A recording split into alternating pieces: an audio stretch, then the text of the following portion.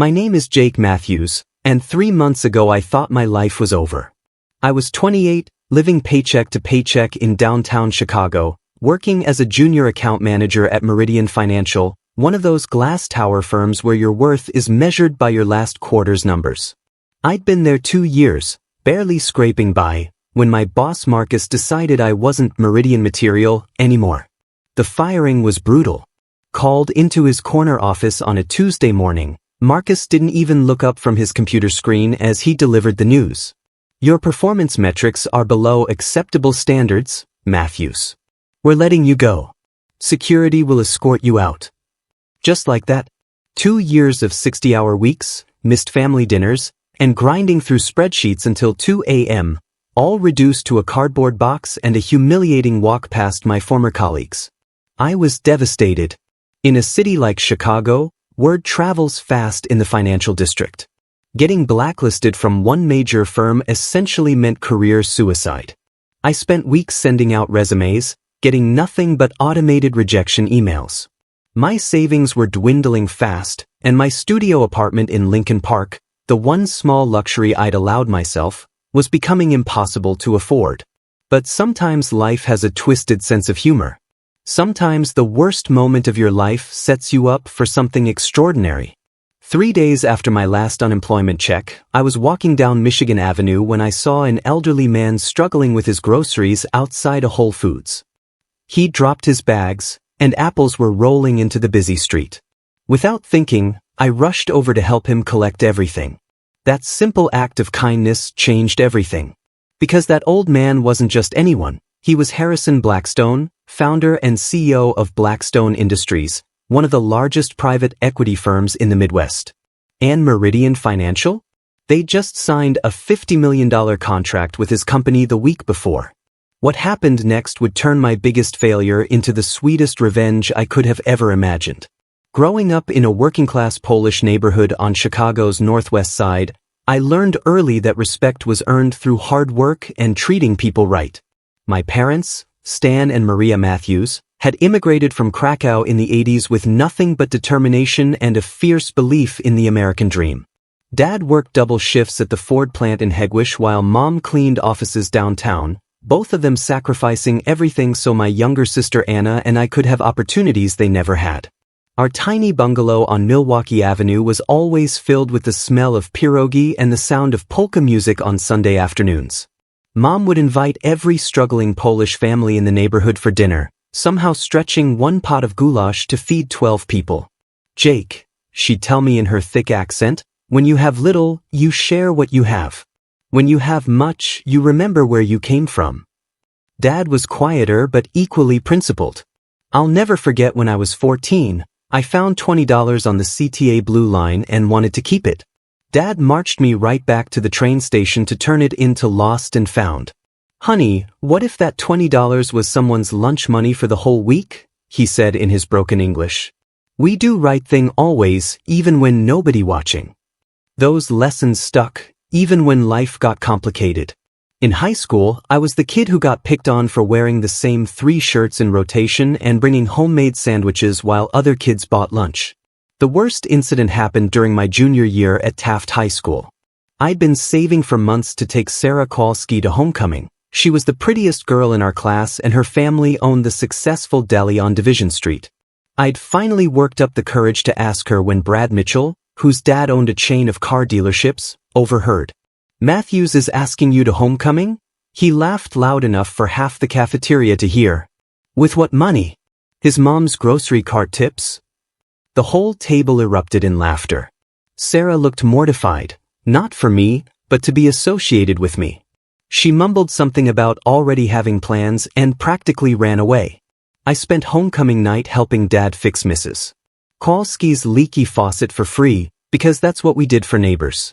The second incident happened during my senior year. I'd been accepted to DePaul University with partial financial aid, but we still needed $3,000 for the first semester. I'd been working at Jewel-Osco after school and had saved about half. During our senior class picnic at Montrose Beach, somehow word got out about my family's financial struggles.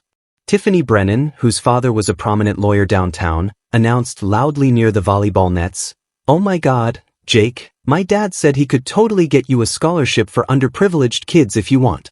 You know, for families who can't afford college. Her tone was so condescending, so dripping with fake sympathy, that I wanted to disappear into Lake Michigan. But here's the thing about my parents. They taught me that dignity wasn't about how much money you had, but how you carried yourself. That night, Dad found me sulking in our backyard, angry at the world. Instead of empty consolations, he shared his own story about arriving in America and having to prove himself every single day. Jake, you think those kids laughing at you today, they know what real work is? You think they know what it means to build something from nothing? Let them laugh now. Your time comes later. That wisdom shaped everything.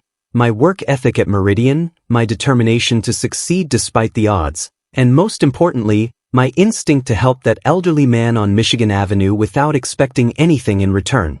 Because when you grow up understanding struggle, you recognize it in others, regardless of how they're dressed or where they come from. Hey, I'd love to know where you're watching this from. Drop a comment and let me know what city or country you're in. It's amazing how these stories of overcoming adversity connect people from all over the world. The day I met Harrison Blackstone started like any other nightmare. It was a gray October morning, the kind Chicago does best, overcast skies that make the whole city feel like it's trapped under a heavy blanket. I'd just come from another humiliating job interview at a boutique investment firm in River North. The hiring manager had basically laughed me out of the office when he saw Meridian Financial on my resume and asked why I'd left. Performance issues, I'd mumbled, which in Chicago's tight-knit financial community was code for unemployable. Word travels fast in our industry, and Marcus had made sure everyone knew I was damaged goods. I was walking south on Michigan Avenue, past the fancy shops I could never afford, feeling sorry for myself and wondering if I should just give up and move back in with my parents. That's when I saw him, this elderly gentleman in an expensive-looking wool coat struggling outside the Whole Foods near the Chicago River. He was probably in his 70s, distinguished-looking with silver hair and wire-rimmed glasses, but clearly having trouble managing several heavy grocery bags. As I watched, one bag slipped from his grasp and split open, sending organic apples and artisanal pasta rolling across the sidewalk and into the busy intersection. Most people walked right past him. This is Chicago, we're friendly but we're also busy, and downtown during lunch hour is basically survival of the fittest. But something about the way he stood there, looking overwhelmed and slightly embarrassed, reminded me of my grandfather back in Krakow. Without thinking, I jogged over. Here, let me help you with that, I said, immediately diving into traffic to rescue a runaway Honeycrisp apple before a taxi could flatten it. The old man looked surprised but grateful as I gathered his scattered groceries and helped consolidate everything into fewer, more manageable bags. Thank you so much, young man, he said with a warm smile and what sounded like a slight Eastern European accent. Maybe Polish like my family. I'm afraid I overestimated my carrying capacity today. No problem at all, I replied, making sure he had a good grip on everything. These Michigan Avenue winds can be brutal. Need help getting to your car? He chuckled. Actually, my driver is just around the corner. But I truly appreciate your kindness. He paused, studying me for a moment. You seem like a good person. Are you from Chicago? We chatted for maybe 10 minutes while we waited for his car, a sleek black town car that pulled up with a uniformed driver. During our conversation, I mentioned I was job hunting, though I didn't go into the embarrassing details. He seemed genuinely interested, asking about my background and what kind of work I was looking for. When I mentioned finance, his eyes lit up. Well, isn't that interesting, he said as his driver loaded the groceries. I'm in that business myself. Harrison Blackstone. He extended his hand. The name meant nothing to me at the time. I'd been so focused on retail banking and smaller firms that I wasn't familiar with the big private equity players. Jake Matthews, I replied, shaking his firm grip. Jake, do you have a business card? I almost laughed. Actually, I'm between opportunities right now, so no cards at the moment. No matter, he said, pulling out his phone. Give me your number. I'd like to stay in touch.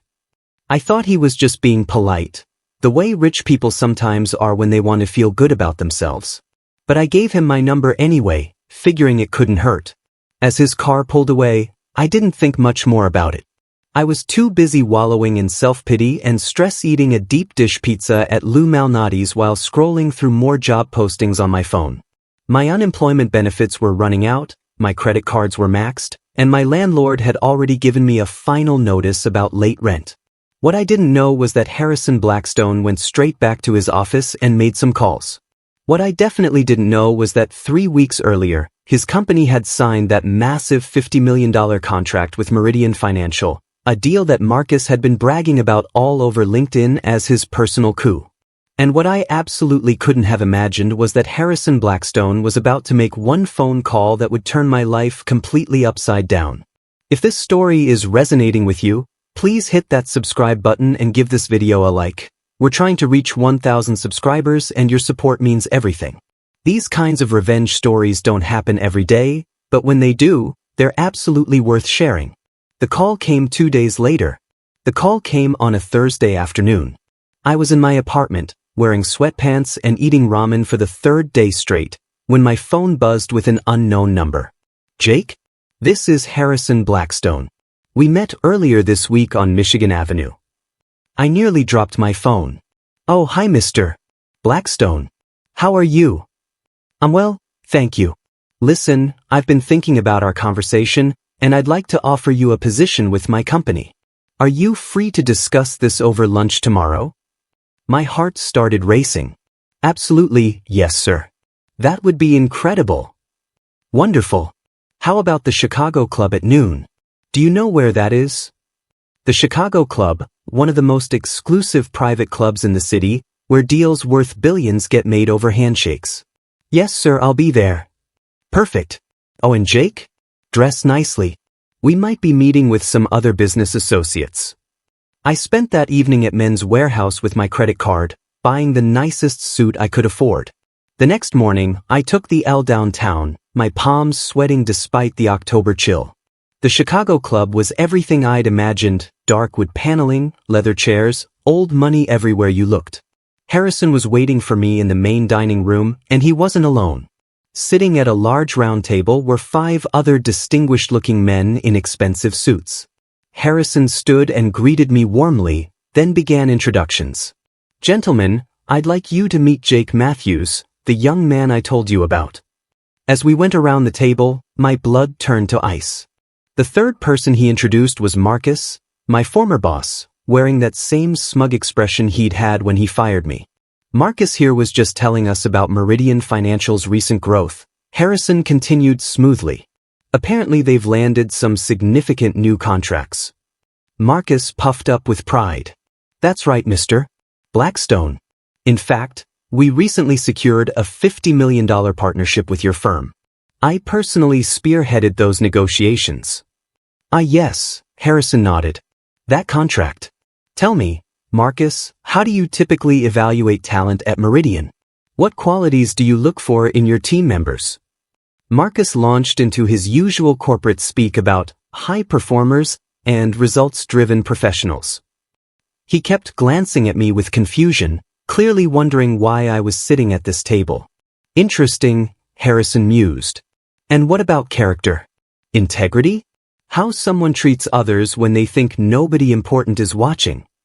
Well, of course those matter too, Marcus replied, though his tone suggested they really didn't. But ultimately, this is a results business. We can't afford to carry dead weight. That's when Harrison's demeanor shifted. His voice remained calm, but there was steel underneath. Dead weight. That's an interesting phrase, Marcus. Tell me, do you know why Jake is here today? Marcus looked confused. No, sir. Jake used to work for us, but we had to let him go. Performance issues. Performance issues. Harrison repeated the words slowly, like he was tasting something unpleasant. Jake, would you mind stepping outside for just a moment? I think Marcus and I need to have a private conversation. I stood on shaking legs and walked to the club's lobby, my mind racing. Through the frosted glass doors, I could see Harrison leaning forward, speaking intently. Marcus's face went from confusion to concern to what looked like pure panic. After about 10 minutes, Harrison emerged and invited me back in. The atmosphere at the table had completely changed. Marcus looked like he'd seen a ghost, and the other executives were staring at him with expressions ranging from confusion to disgust. "Jake," Harrison said, settling back into his chair, "I've just been explaining to Marcus here about our encounter earlier this week. How you helped a stranger with his groceries without knowing who he was or expecting anything in return." Marcus was staring at me with dawning horror. Harrison continued, "I've also been sharing my philosophy about business partnerships. You see, gentlemen, I believe that how a company treats its people, especially when they think nobody's watching, tells you everything you need to know about their character." He turned to address the full table. Marcus just spent 20 minutes telling us about Meridian's high standards and results-driven culture. But what he failed to mention is that they recently fired one of their most promising young employees, a man who, as it turns out, has more integrity in his little finger than their entire executive team. The silence was deafening. Marcus tried to speak, but Harrison held up his hand. "I've made my decision about the Blackstone Meridian partnership," he announced. "Jake, I'd like to offer you a position as Director of Client Relations at Blackstone Industries, starting immediately. Your first assignment will be to help us identify new partners, companies that share our values." He turned back to Marcus, whose face had gone completely white. "As for Meridian Financial, I'm afraid we'll be terminating our $50 million contract, effective immediately. You see, we simply can't do business with an organization that treats good people as dead weight." Marcus started stammering, "Mr. Blackstone, please, there's been a misunderstanding." "Oh, there's been no misunderstanding," Harrison replied calmly. "Jake, welcome to Blackstone Industries." I stood up, barely believing what was happening.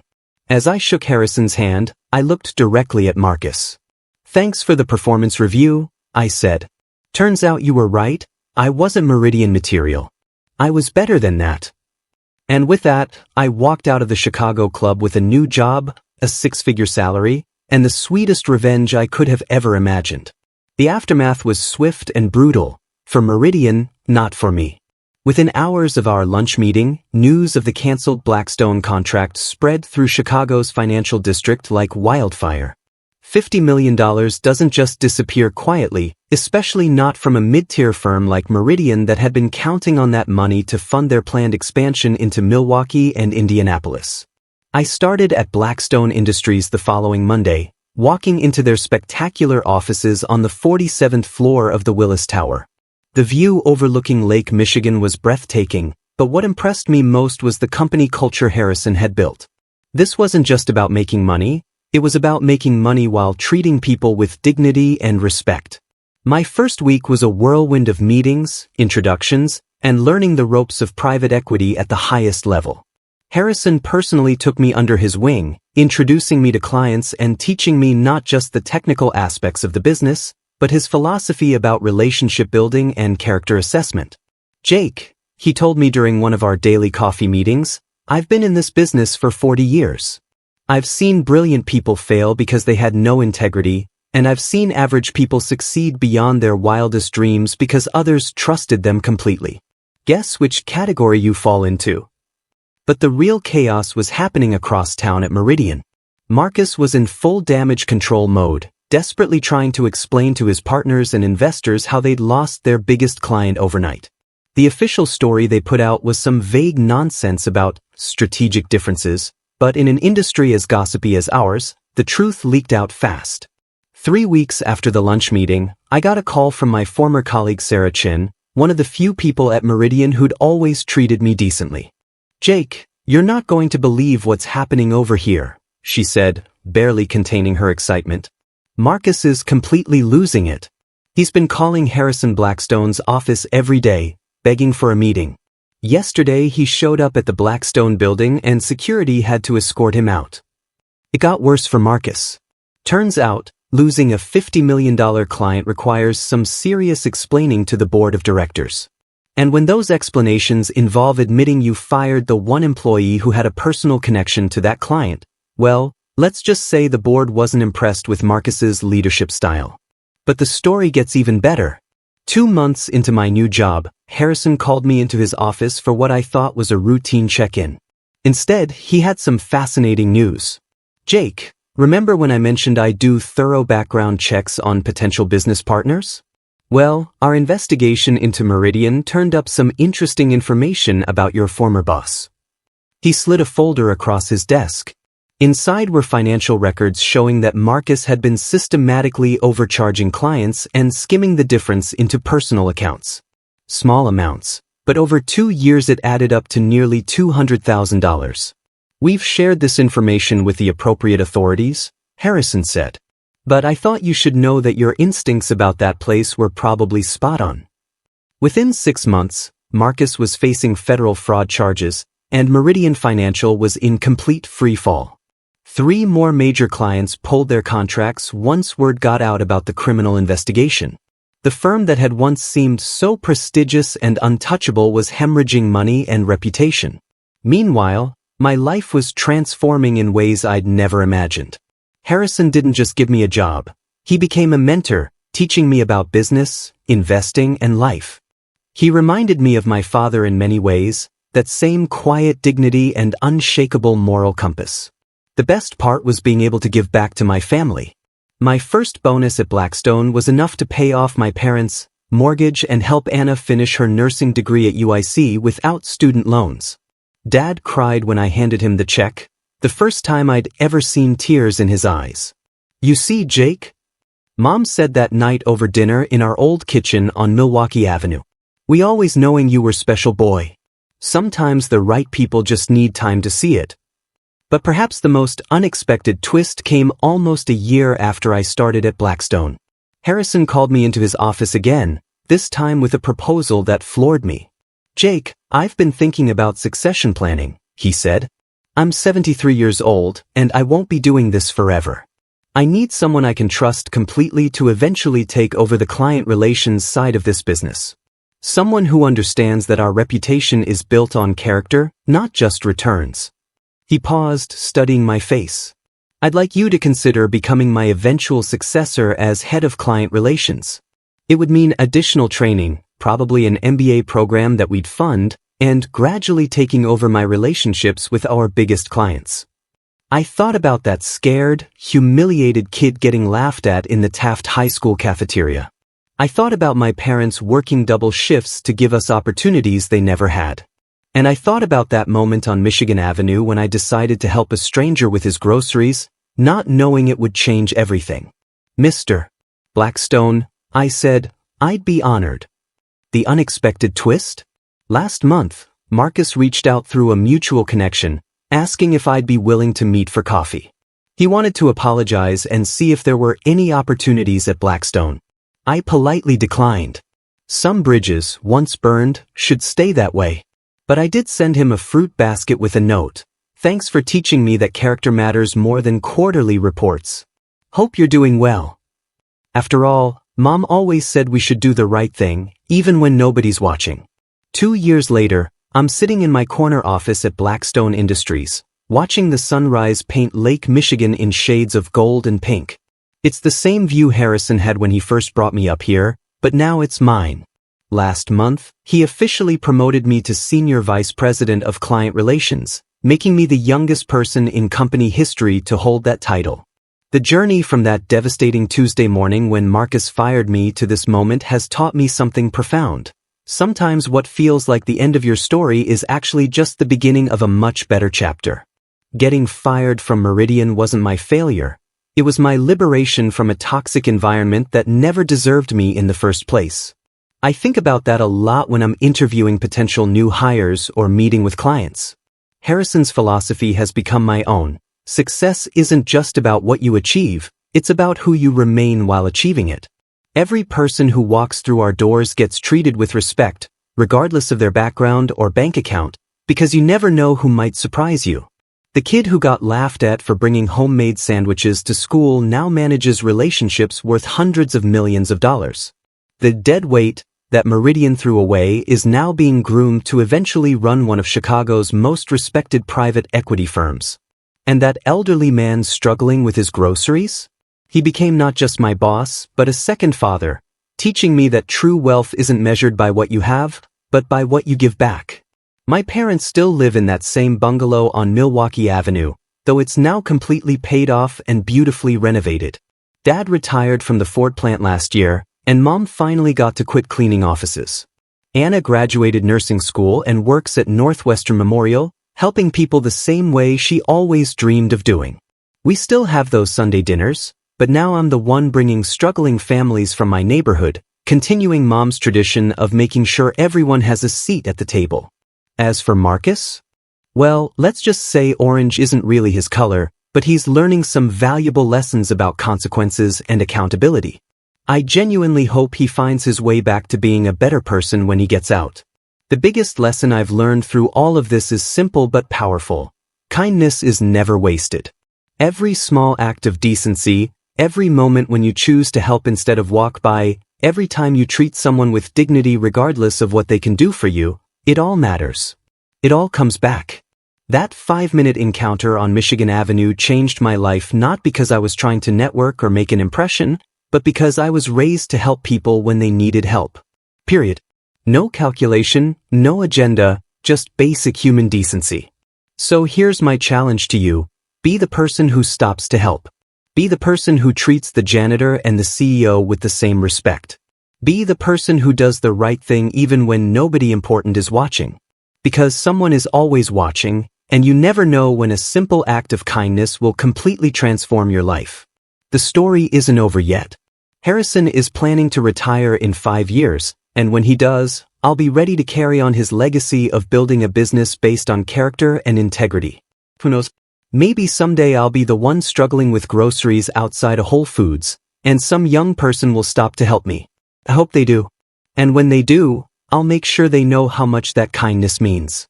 If this story inspired you or reminded you of your own moments of unexpected triumph, please hit that like button and subscribe to the channel. Share it with someone who needs to hear that their current struggles don't define their future potential. And drop a comment telling me about a time when a small act of kindness changed your life. I read every single one, and your stories inspire me to keep sharing mine. Remember, your breakthrough might be just one good deed away.